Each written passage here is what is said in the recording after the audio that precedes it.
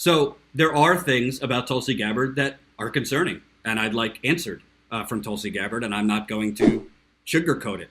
So if we're going to take on Hillary Clinton about her convenient evolution on gay marriage, we have to criticize and ask questions as far as Tulsi Gabbard's views on homosexuals, which, frankly, to me are very concerning. I have gay friends, but more importantly than that, if you're a progressive, I really think, there's not a lot of wiggle room. You're either, for equality for all people, not just in talk, but in legislation, or you're not. So I'm going to read to you a little bit of a background. This is from Jacobin magazine, which is a socialist magazine. I read Jacobin sometimes. Their facts are, I've never seen them had to correct anything.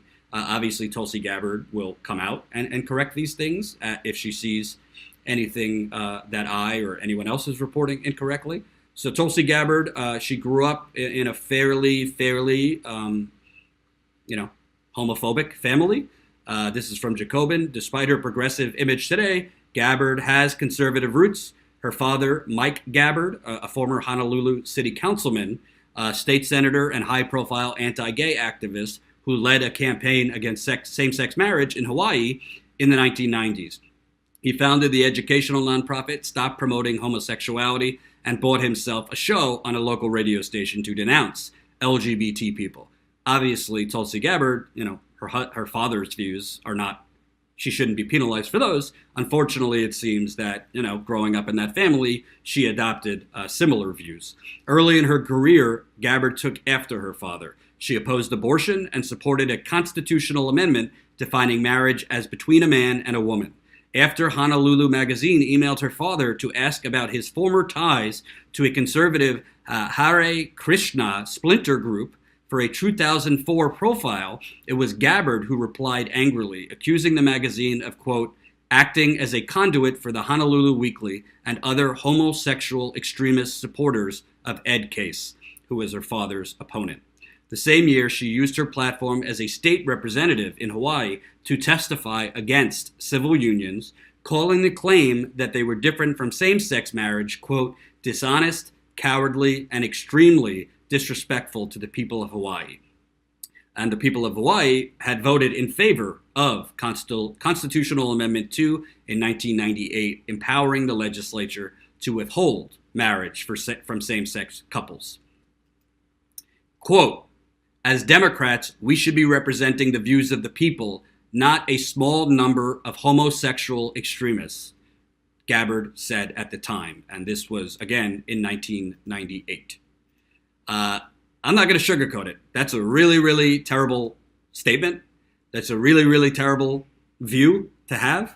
I want to give her, in some ways, a benefit of the doubt because she was, in many ways, you are what you were raised, and it is hard to move out of that viewpoint if that's the way you were raised. But, she, at least in the 90s and frankly recently, has said things that are very, very, very homophobic and very, very troubling. I am going to get to the rest, which shows a little bit of an evolution, but that is a very troubling statement, to keep it real.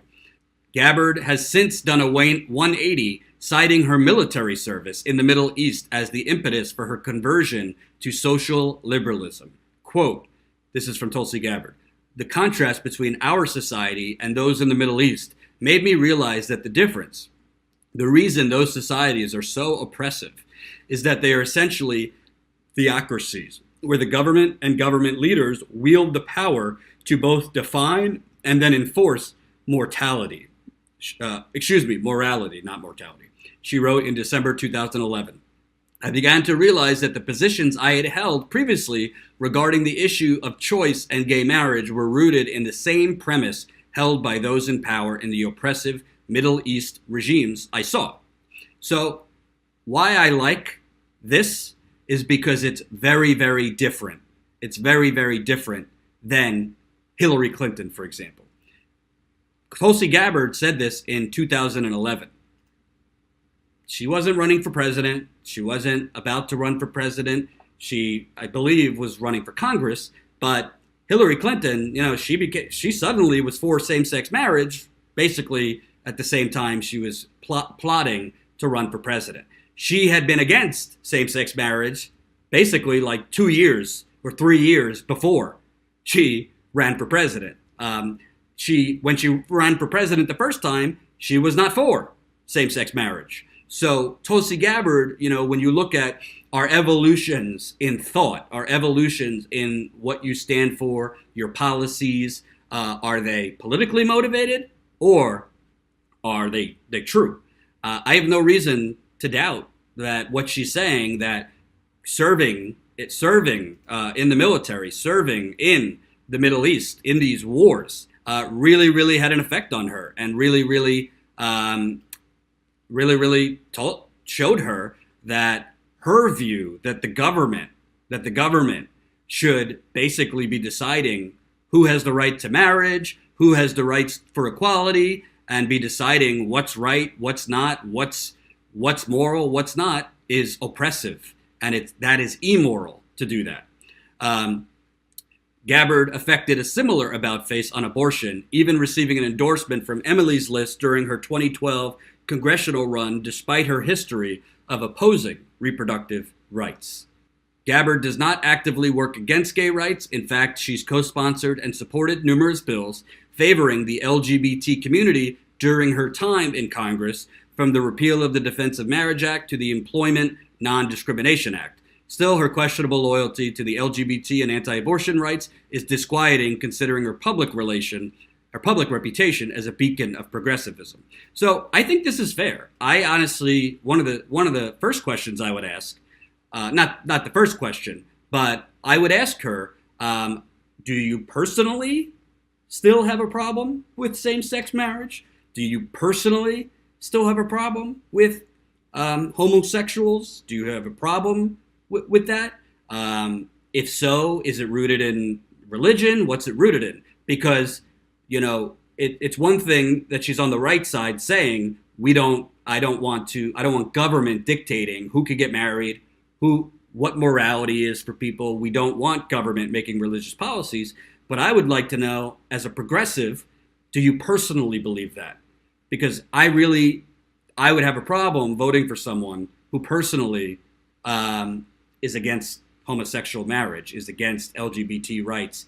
It's, I don't really think we're in a position now in 2019 where you could kind of straddle the line and say, well, I believe I'm for LGBT marriage, same-sex marriage, for equal rights in the workplace, and for equal rights, but personally, I don't believe in same-sex marriage.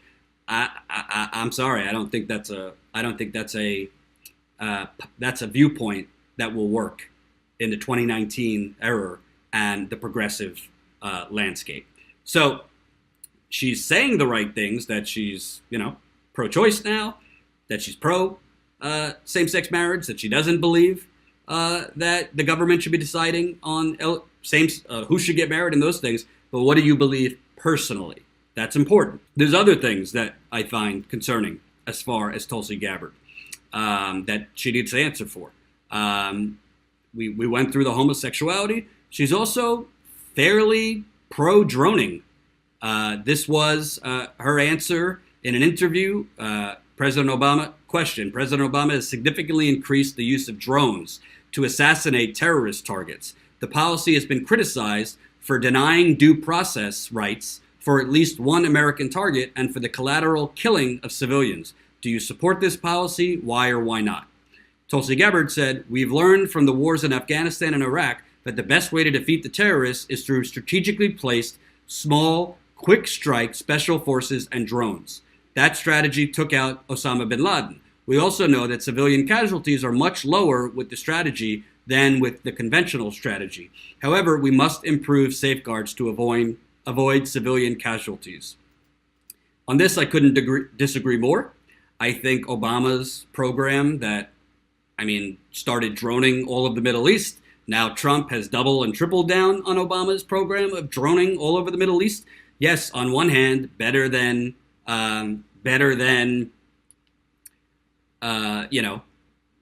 sending ground troops all over the world. But at the same time, droning this notion that, oh, well, civilian casualties were lessened. Well, we don't really know because the data is very, very, very non-existent, true data on how many civilian casualties there has been in us droning Afghanistan and Pakistan and Somalia and all these Middle Eastern countries.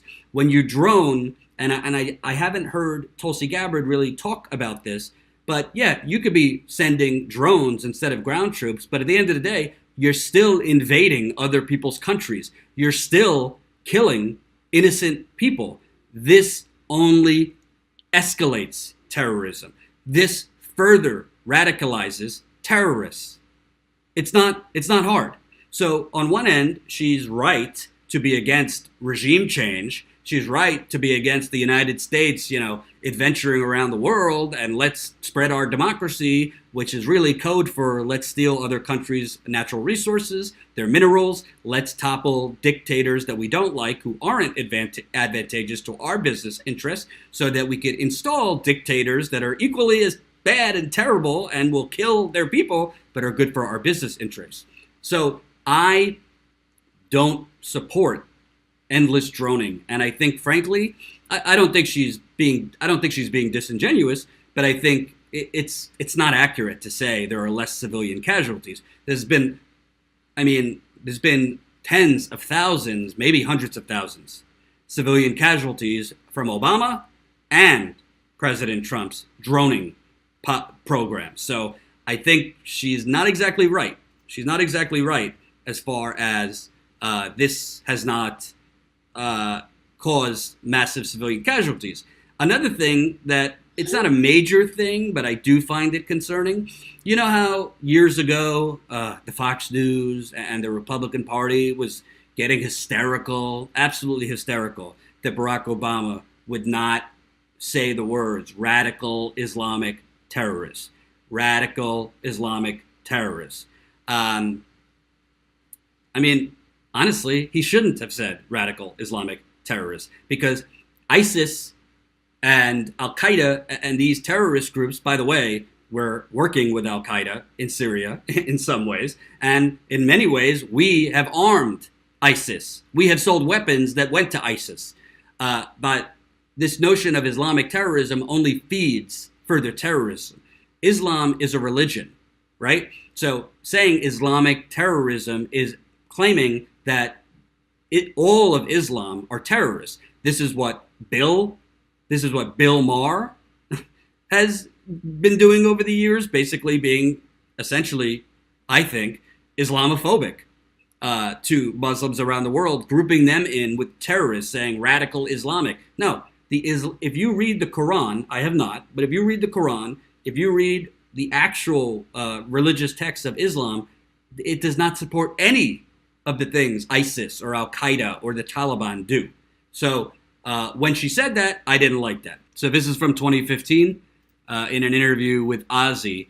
About 10 years ago, Gabbard violated some of the tenets that now make her so popular as a Democrat.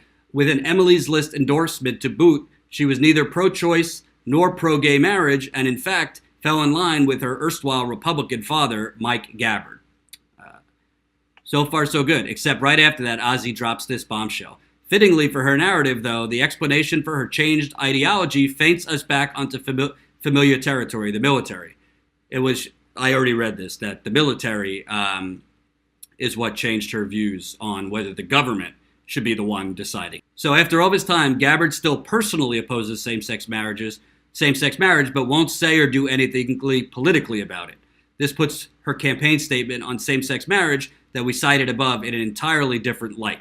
She tells me, no, her personal views haven't changed, but she doesn't figure it's her job to do as the Iraqis did and force her own beliefs on others. But as of 2015, she said she personally is still against same-sex marriage. So that is troubling. I'm not going to sugarcoat it. She is not for, she is for same-sex marriage because she doesn't believe the government should be deciding. But personally, as of 2015, she said she still doesn't believe same-sex marriage. Personally, she doesn't believe in it.